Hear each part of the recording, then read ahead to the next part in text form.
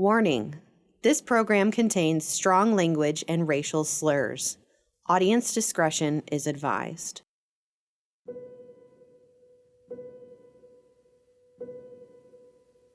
A season of protest in 2020 turned up the volume on the nation's dialogue about race and racism.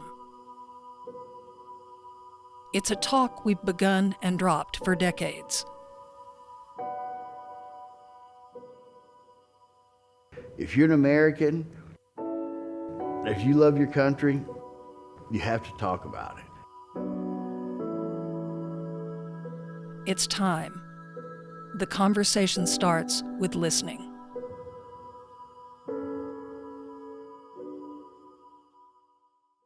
It's my opinion that today what we're seeing is a new generation of civil rights leaders and those who will march and do whatever it takes for complete civil rights. They're marching for justice today. My generation, we did civil rights. It was our thing to have the right to vote.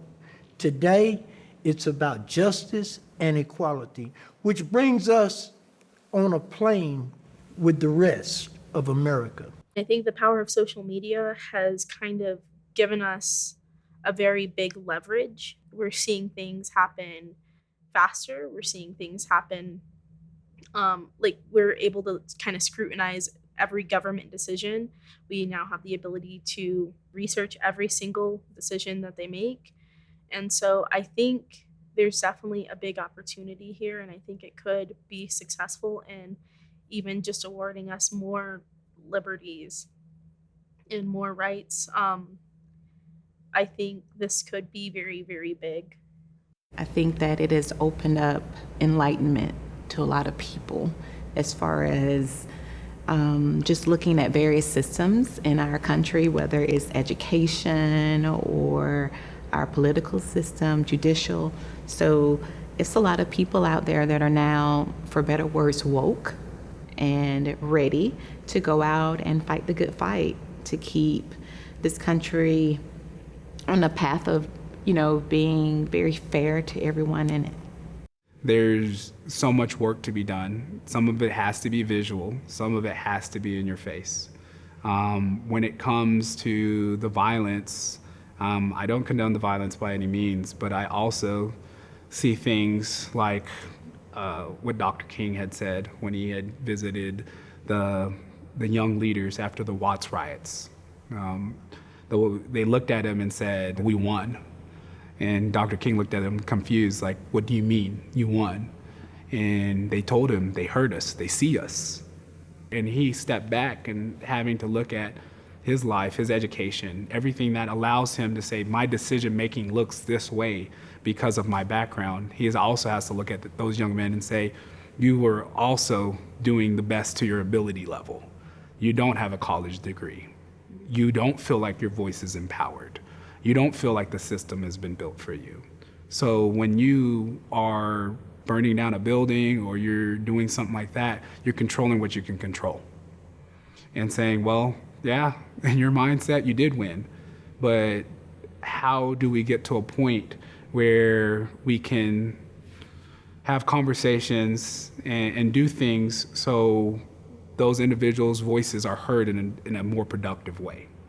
And this is where that's something we're tasked to do, because again, there's a gap, and that opportunity gap has made it so now some protests look different than others, where we have a community like ours who protest, and we have done it in a very commendable way, but it's also led by very educated individuals who use compassion and empathy.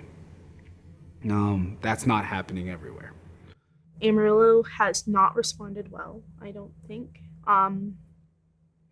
In a lot of the cases of the protests here, we've seen counter-protesters who have been very aggressive, very mean-spirited.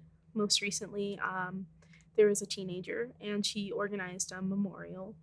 And when everyone showed up. It wasn't a very, very large group of people. They just started talking about their feelings and how they were coping. And we didn't make it through the complete circle of people that were there before she came and told us that she would like for us to leave because she felt unsafe because the counter protesters were open carrying weapons. I mean, this teenager in particular was called a race baiter and a terrorist, and she's only a teenager. There were more people out there watching us than there were participating in the memorial itself. We had really big trucks with flags and whatever they could find driving by, making sure that we weren't being aggressive and violent when that wasn't even the case at all. We had people waiting at the entrance to the point where people got so scared that they started to leave. Our school system doesn't do a great job of teaching us the proper history of especially civil rights. We get a very small portion of what actually happened. And I actually learned that in Selma, seeing everything that went on there. When you historically look at stuff that has happened between the Black community and the white community, you get a better sense of why things still are the way they are today. What did you not know that you learned? I didn't know during the bus boycotts that there was a lot, we see a lot of rioting today and people dealing with things in a violent manner. And when the bus boycotts occurred, I didn't realize that there were white mobs doing exactly what's going on today. It was an exact representation in pictures. Years ago, I heard this, and somebody said, well, you're just tearing up your neighborhood. And yeah, that you are tearing up your neighborhood. But how many of those people in that neighborhood have any ownership? If they go and burn down a Walgreens, Black people don't own Walgreens. So you're in my neighborhood, and you're doing business, but what have you added to my neighborhood? And it's not the idea of give me something free because I'm Black. But if you're part of the community and you're taking my money in this community, you have to buy in. You have to buy in. The looting is just, it's not right. Don't get me wrong, I'm not condoning looting. But it's when you have years and years of pent up anger and you get a chance to strike back, you do. Violent protest, in some eyes, is warranted. In mine, it's not. We would get what we needed a whole lot easier if we stood up the right way. And that goes back to voting, and that goes back to talking to city officials, and that goes back to talking to our police chief and seeing exactly how they intend to police us as a community.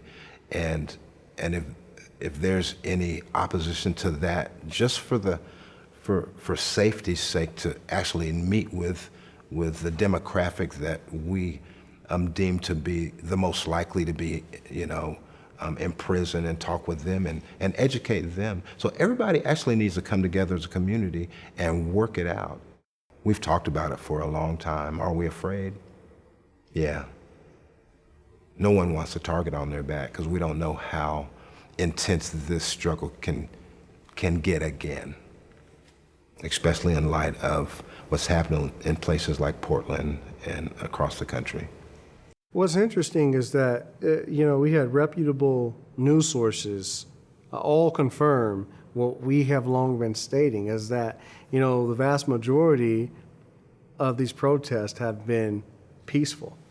I think people just get a little afraid when they see us come together like that, and us being the American fabric, the American citizenry, Black, white, Democrat, Republican, Christian, non-Christian, all together with one collective message, and that's Black Lives Matter. And people can get mad at that statement and say, oh, I don't agree with the movement. I don't personally agree with every tenet of the Black Lives Matter movement as a Christian, but I'm a Black man. My family has a lot of African Americans and people that love us who are not African American, and we all agree that Black Lives Matter. So for people to get upset by a simple statement, man. They're missing the point. All we're saying is that we matter too. We got a lot of accomplished back in the 60s, but it just seems like people want to take us back, and we shouldn't go back. We should be moving forward, in my opinion. And it's just a whole different level of of what's going on today compared to what was going on in the 60s. And if we don't get this thing right, America's not gonna be the same anymore. And so I pray to God that we come together and make some change. I really do.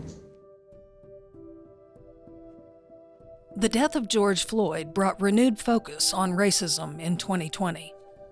But some argue it is the coronavirus pandemic that has laid bare the racism ingrained in our institutions. You will see particularly Black and brown people who are in these positions who have been deemed as essential workers. However, they do not have, and generally their employers do not have, additional funds to be able to offer them the correct amount of protection to protect them and their families. Many of them live in housing where they're going to be in close contact with people, which puts them again at a higher risk. Many of them do not have adequate health insurance, if they have any at all, where we see that more minorities and people of color are actually facing the brinks of being evicted or foreclosed because they have not gotten more stimulus money to help them. And their unemployment and their unemployment checks are now being cut or they're running out. In terms of just the housing stock that is available, if we want to talk about that, that is also, as we know, that goes way back to the days of redlining and predatory loaning and all of those kinds of things that have impacted Black and brown and people of color more so than it has white Americans. I'm going to play devil's advocate here. What would you say to the people who would say, the housing is available, they can move anywhere they want? I would say you need to prove that in realistic terms. So even if that housing is there, there's no guarantee, number one, that you will be able to move there and be welcome there, and that you'll be able to get a mortgage and a loan for there to move there. Although there are truth in lending guidelines, there's still loaning practices that make it tougher for people of color to get mortgages. Systemic racism has existed since the Emancipation Proclamation. And we see it all over the place in housing. We see it in corporate America, where it's the pink elephant in the room, but it's not spoken of. And for those who do speak up about it, then they're largely ostracized, demoralized. For years, Black people have told the community, the police, anyone who would listen, that they were treated differently than their white counterparts. And it's only even with these cell phones capturing what is going on that that is still difficult to get a lot of people to understand the lived reality of individuals. You know, when people tell me that police officers need to undergo implicit bias training, well, that's helpful up to a point, but it has not resulted in changes. And they will oftentimes say there's only a few bad apples. But I know from my studies that good people can do bad things based upon the cultural context of an organization that is present there. Our military, in order to make it easier for soldiers to harm and kill the so-called enemy, the enemy is dehumanized. The Vietnamese, when we fought, were called gooks or slant eyes, or the Germans, krauts. Those are labels meant to say that they are dehuman. They are not human beings. Kill them. We are not connected to them at all. And I see racism thriving in very much the same way. The system wasn't created for Black Americans to thrive in, ever. And if we arrest a certain amount of people and we put them around other people who have done bad things, the story is going to continue to be true. War on drugs policies have produced far different outcomes for communities of color. Although minorities use and sell drugs at a similar rate as whites, 57% of those incarcerated in state prisons for drug offenses are Black or Latino.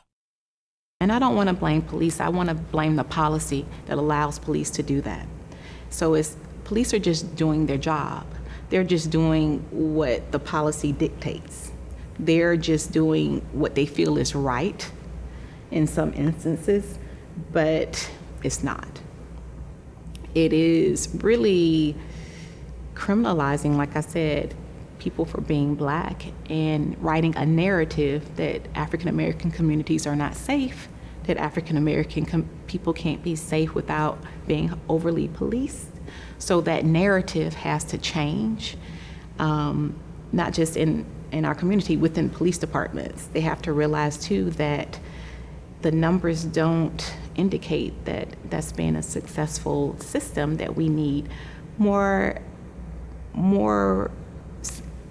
programs in place to deal with mental health, that deal with depression, that deal with addiction, that deal with stress management.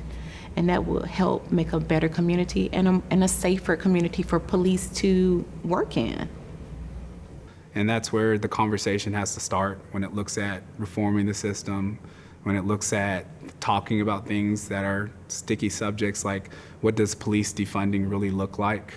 And to a point where somebody in education says, but is it okay that we spend more on defense than education? If that officer was more educated, if George Floyd was more educated and it was more readily available to him, would that situation have even happened? A lot of it, government has played such a part in instituting policies that at their core sometimes are racist or allow for racism interpretations or racist interpretations. And so that's why we're working and calling on government to now work to help to eradicate and to revise policies and to look at those types of things to be able to better reflect the diversity of this country. We'll never eradicate racism, but if we're truly to disarm and dismantle it, I think that the answer lies in pre-K through 12. If our parents, if our caretakers, if our teachers really had a anti-bias curriculum, we would nip these biases at the bud before we become adults. I mean, for you and me, we may be a lost cause. We have to unlearn everything to really do that struggle. But it would be so much easier if we didn't have these fears and biases instilled in us to begin with. White privilege is the unearned benefits and advantages that accrue to people, white-skinned individual, by virtue of their light complexion. It is the counterpoint of what I call the myth of meritocracy, that if you work hard enough, you earn things in society. Don't want to get political, but Molly Ivins, you might know, syndicated, she passed quite a few years ago. She wrote something when George Bush, the second George Bush, ran for president that is the epitome of understanding advantages in our society. She said that George Bush was born on third base and believes he hit a triple. And what she was saying is that George Bush was advantaged in his life he benefited from economic privilege, from male privilege, and from white privilege. He started at third base. And for people of color who don't enjoy the advantages of white privilege, there are many people of color who have worked equally hard as George Bush or any of the 98% of white CEOs in our nation. If you ask them, all of them would say, I worked hard and sacrificed. And I don't doubt that they did. But what they don't realize is that they were advantaged and that there are many women and people of color who have worked equally hard, and probably some much more competent and skilled will not make it to the batter's box. This is a nature of the invisibility of whiteness that is a default standard that makes it very difficult for white people to really see the advantages of whiteness in our nation and society. So tell me about white privilege. You're the majority. You basically wrote the preamble, the Constitution. You were there from day one in the seats of power. We were not there. We were on the outside building those infrastructure to the seats of power. We were in the fields. We were ensuring that the crops were taken care of and brought to production at the timely manner. We were nursing your children. We were the Miss Daisy, so to speak. We were on the outside, not even able to look through the door. So the privilege is that you didn't recognize anyone but yourself. We were ignored. We were invisible. So when the opportunities came as you were accounted for, you were expected to move up that ladder into those particular seats. And it was actually, the privilege was that it was there for you to, that chair, that empty chair was yours to sit in. We made the chairs. We brought them in and allowed for you to sit down. But the expectation was you are only looked at as 3/5 of a human being, not even a human being. So you weren't there until not only the Civil War and Abraham Lincoln's freeing of the slaves, but the language began to incite and rise. African Americans, after Reconstruction, after the Jim Crow laws, after the Civil War, after the civil rights, more and more engagement that it was beginning to have opportunities, but still the privilege was that you have to wait. You have to wait. It's coming, but you got to wait your time.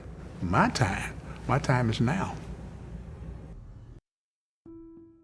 Next time on The Handle, Living While Black. What they're asking me is, why can't you let it go? I was always reminded of my oppression and never taught that I could be more. It'll shine a negative light onto the majority of white America. I'm scared, if you want the truth.